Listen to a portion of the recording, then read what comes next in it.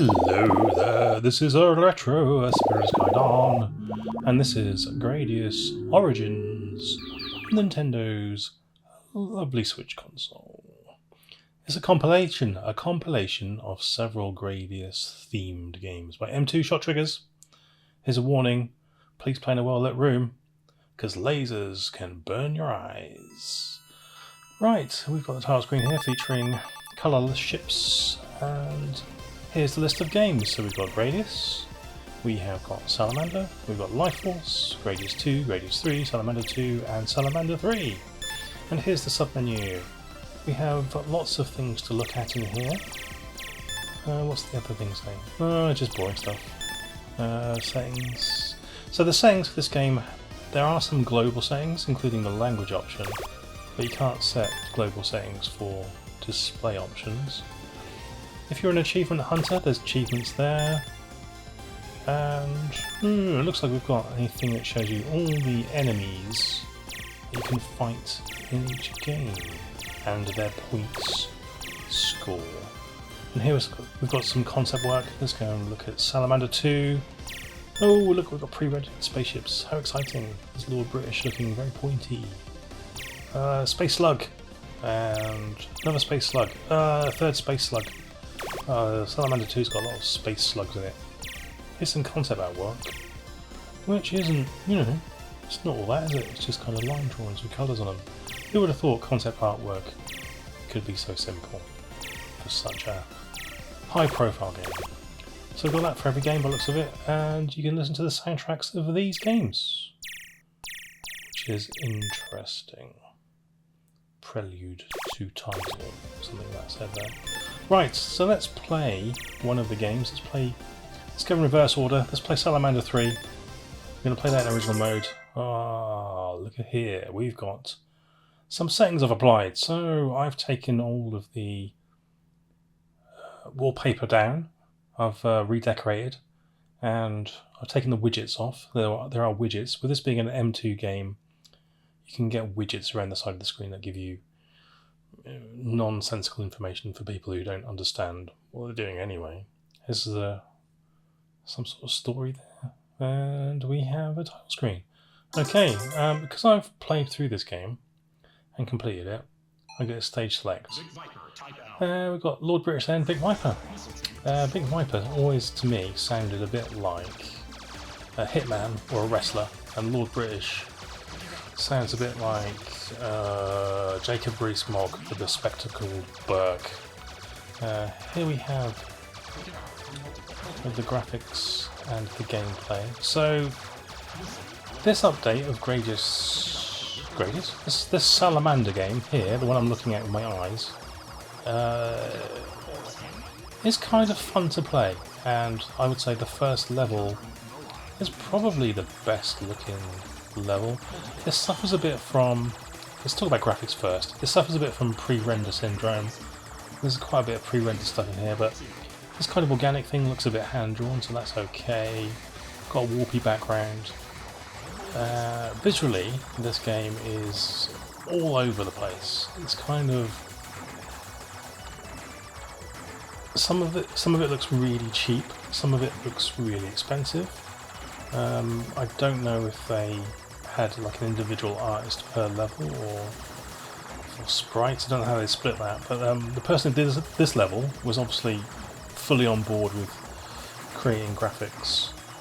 One of the later levels, which is like a meteor town, I'm going to call it a town even though it's in space, meteor town, just did some pre-rendered rocks and it looks a bit shite. So like I said, the graphical quality is all over the shop.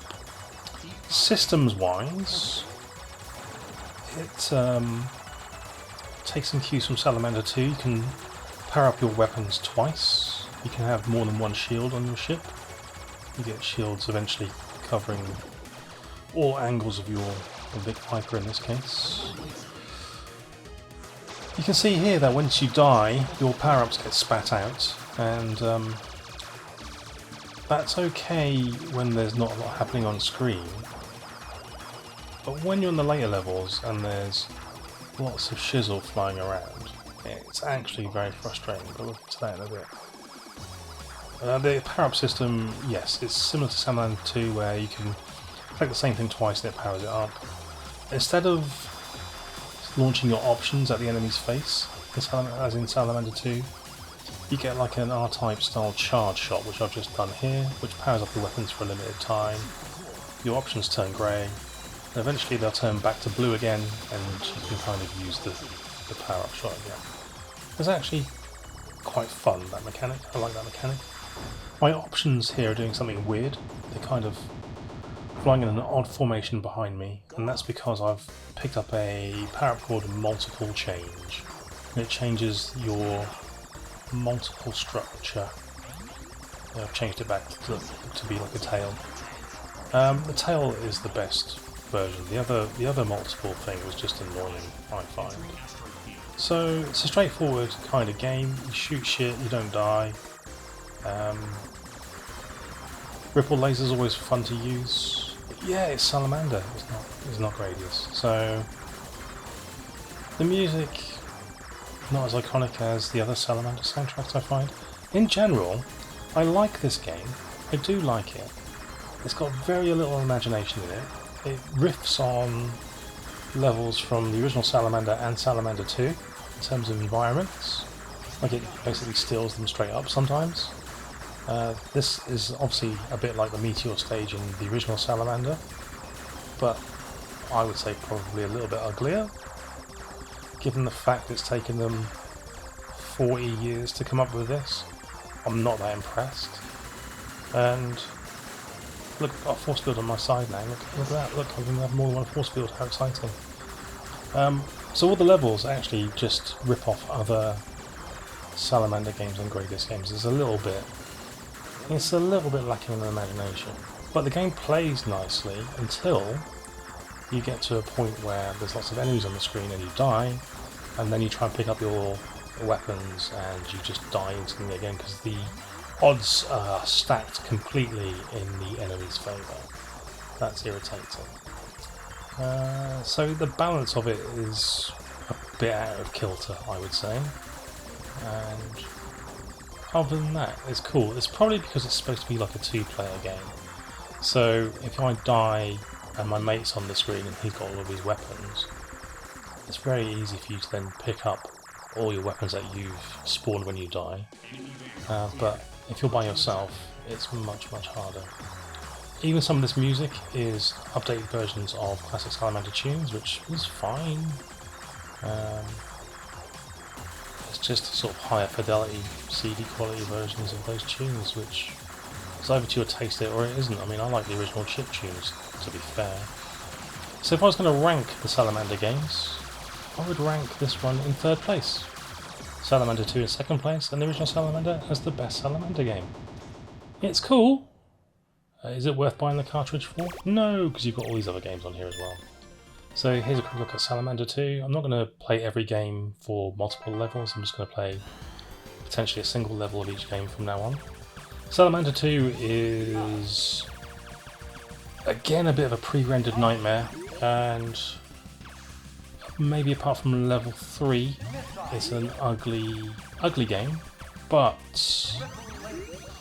it's colourful, I'll give it that. It's just the pre-rendered graphics aren't particularly pleasant to my eyes these days. Music is cool, I like the tunes in this game, they're very jaunty. Here you can see I've got the gadgets turned on, so it gives you, like I said, it shows you what direction you're pressing on the D-pad. That's very exciting. Shows you your lives, even though it says your lives at the top of the screen.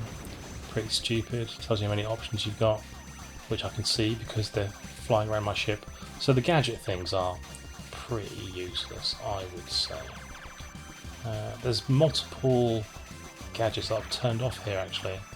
So on some of the other games I've left the gadgets on so you can see what they do. If there's speech in the game, there's a subtitle that pops up which tells you what the announcer's actually saying. It's needed on some games, maybe not on others. Yeah, Salamander 2 is a fun game to play, it's just not a looker. This level's okay with its hand-drawn background, it's just the it's got a lot of pre-rendered stuff in it, which to me has aged pretty poorly. But at least we get the old eye boss here with his grabby hands. His unwanted grabby hands. Gets munched on. So I've only ever played this on the Sega Saturn, and this plays like the Sega Saturn version. So that's creepy. This boss has always looked like a sock puppet, however. Might be to your taste if you like sock puppets, I guess. Like, how many eyes does he need on one side of his head? I bet he's not got eyes on the other side. I bet they're all on this side. Well, we'll end on this level for Salamander 2, and we'll play Salamander next. The original Salamander. There he goes. Exploding all down his neck. Right, let's get on Salamander. Come on, let's do this. Some of these games have multiple versions, as you can see there. Salamander, there was the North American version and the Japanese version. When you first play the games, the screen is set to this ratio, so it doesn't fill the whole of your screen. It does crop it in slightly. We're going to show you the settings for this. So I'm going to use some of the filters. I'm going to probably make the screen size bigger as well. So we've got CRT style filters, and there's scan lines in there, and there's CRT blur, there's distortion. Let's turn that shit on, and let's get back to the game and see what it looks like. Beautiful! It looks absolutely awful. Right, so we're going to destroy the morgue. I think it says destroy them all. Yes. Salamander is a classic game, and probably one of my favourite Konami shooters ever. Yeah, I'm finding this this screen a bit small, especially with this kind of CRT blur on it. I mean, they've programmed this effect pretty well. It's just I don't know if I like it. So the sequels to Salamander, with Salamander being one of my favourite arcade shooters from the 80s, we're always going to find it difficult. Obviously, Salamander 3 has got a lot of stuff flying around that Salamander doesn't have. But I don't think you can discount the retro appeal of something made in the 80s, presented to you in phosphors on a projected television screen in scanlines. Oh yeah. You can't beat nostalgia. Not for this game anyway. I really like Salamander. It's kind of the right length. The difficulty's all over the place. The graphics are cool for the time. It's just a bit mad. The music's got like that chiptune thing going on where the drum beat's really tinny. I love that. I love that stuff. It's aesthetic, isn't it? It's like a 1980s aesthetic. And the new Salamander just feels new, a bit generic. Do you remember when sprite scaling was a thing where everybody was like, "Whoa, that's increasing in size!" Like, yeah, Salamander's got that in it. It was small and now it's bigger. Oh my god, that's a technical marvel. No one gives a shit about that stuff these days, do they? I'm swearing a lot on this video. I don't know why. I think I'll probably come back from a hard day at work and I need to vent. But I'm using this video to do that, and that's wrong, isn't it? I shouldn't do that. The other way that the graphics kind of fade off at the edges there, like an old knackered CRT. I never played an arcade machine with a CRT monitor this screwed. I'll level with you. They always, in my mind anyway, look better than this. And even my crappy Boots TV, my Boots branded TV, had a better picture than this with RF signal. So I don't know what sort of TVs these people are playing games on, but they need to replace the tube. Right, let's take a look at the runt of the litter, which is Life Force. I absolutely hate this version of Salamander with a passion. They've changed the graphics to be uglier. They've made the power-up system like Gradius, which is painful for this game for multiple reasons. Makes it a lot harder, that's for sure. And I just don't like playing it. It's just wrong. It just feels wrong on every level. We've got lots of speech. Destruct missile. See, at the bottom there, we've got the subtitles for the speech. Yes, I don't know what possessed them to do this, but it's very wrong, and someone needs to apologise, so let's turn it off straight away. And let's play Gradius 3. There are 4 different versions of Gradius 3 on this cartridge, on this Switch cartridge, including like a demo they did for a game show, which is uglier than Gradius 3 that was released, so I mean, I suppose it's interesting historically, but just play Gradius 3 instead. This game is cool, it's just rock balls hard. It's like on the Cockney-Geezer scale, which I don't use often these days, but on the Cockney-Geezer scale of hardness, with the Cray twins being at the top there, Ray Winstone in the middle, and Danny Dyer, who's the cheeky chappy, he's like the least hard Cockney-Geezer. This is definitely up there with the Crays, I reckon, in terms of hardness. It's going to take your face clean off should you decide to mess with it. We have sand dragons, sand lions, or tigers. Maybe they're lions. They're all made out of sand though, you know, like all the lions and tigers that you see in the desert. All made of sand. Factual, that's what I like about Gradius, it's a factual game. You can see here, I'm not really that powered up, but there are enemies firing multiple bullets at me, causing me to do some sweaty dodging. I've got sweat pouring down the back of my neck because of the strenuous nature of it. I've always enjoyed Gradius 3 on the SNES. I think I prefer playing it on the SNES, even though it's graphically inferior. I'd say sonically the SNES version, I probably prefer the way the SNES tunes sound in general. The arrangements are slightly different and the instruments are slightly different on the SNES version, which makes the second level tune in particular really bang on the SNES. This one is cool, it's the same tune, it just doesn't have the presence of the SNES. Destroy the mouth! He sounded so excited. The SNES version doesn't have the spider's webs drawing across the screen, but it does feature the grabby mandibles of a sand dune based beetle spider. There we go. Yep, so that's Gradius 3, it's on here, it's kinda groovy. All the games on here are good, I would say, except for Life Force, which is at least interesting in the fact that they merged Salamander and Gradius together to make an unholy abomination, which is hated by every human being on the planet. I don't know that for a fact, I'm just using my own experience and extrapolating that out to the 6 billion people that live on this planet we call Earth. Gradius 2 is a cool game. Well, that's actually being verified by multiple people. Don't take my word for it. It's groovy. The difficulty level is kind of less than Gradius 3. It's graphically more intense than the original Gradius. It still doesn't beat Salamander, my favourite kind of Konami shooter in this this universe, but it is quite close to the top position, I would say. What I'm a little disappointed with this collection, just because I've read it somewhere, and someone could have made this up, is that the Thundercross games aren't on here, and I'd read that the Thundercross games were supposedly in the same universe as Gradius, but apparently not. Also, I mean, Parodius would have been nice, wouldn't it? You know, whacking all the Parodius games on here, which are basically Gradius with penguins. That would have been cool. I mean, you're not lacking for carton space, I don't think. In some ways I do prefer Parodius to Gradius, I'll just say that now.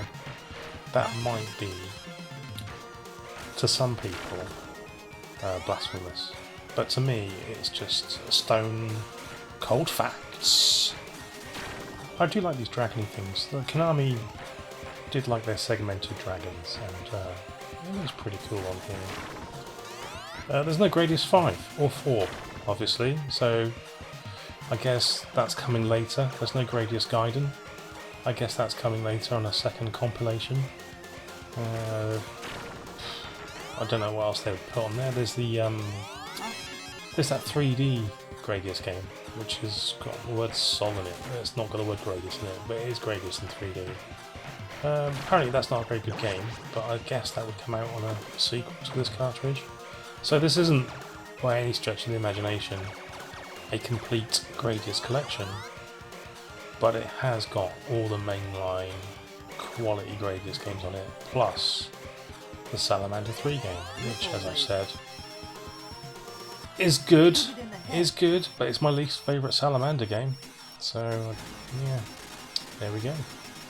This cartridge on the Switch is about 50 quid on import if you buy it from an importer. I indeed bought my version of this from an importer, but I paid for the collector's edition, and at some point I'll whack a video of what you get in the collector's edition onto the YouTube shorts, but I haven't opened everything in there yet. But there's an art book. From what I can see, there's an art book. There's some other paper with printed images of spaceships on it, which makes me excited. There's a CD soundtrack, which is also exciting, and various other, like I say, just bits of paper with spaceships printed on them, which, if that excites you, you go ahead and buy your own copy of that. It's about £109, I think I paid for it. So it's like double the cost of the standard base game, but with added paper ephemera. And if you're a fan of paper ephemera, go ahead and do that. That's what I suggest. This is a cool compilation, there's no doubt about it. I wouldn't call it comprehensive. There's no MSX games on here, for instance. Gradius Gaiden, I think, is an omission that does slightly taint things, because that's an entirely, from memory, that's an entirely 2D game again. There's also the Rebirth game, isn't there? That was on the Wii. That's not on here. So there are some kind of big, well-known Gradius games not on here. What is on here is quality though. Usual M2 quality. You can tweak switchy type things like difficulties, that sort of stuff. That's all groovy. You got the different versions from the different territories. That's cool. And some of them are very different. Like the North American version of Gradius is very different to the Japanese one in terms of power-up structure. It's worth trying them all out. Yeah, I've had a lot of fun with this so far, and I intend to put many more hours into it. It's cool! So well done Konami, thanks for the nice compilation, well done M2 for doing a stand-up job. Thank you to the importer. I'd like to thank my mum, I'd like to thank my dad, and remember the little guys, yeah? I am sorry, I think I went into awards ceremony mode there. I've never won an award, and I'm never going to. It's alright.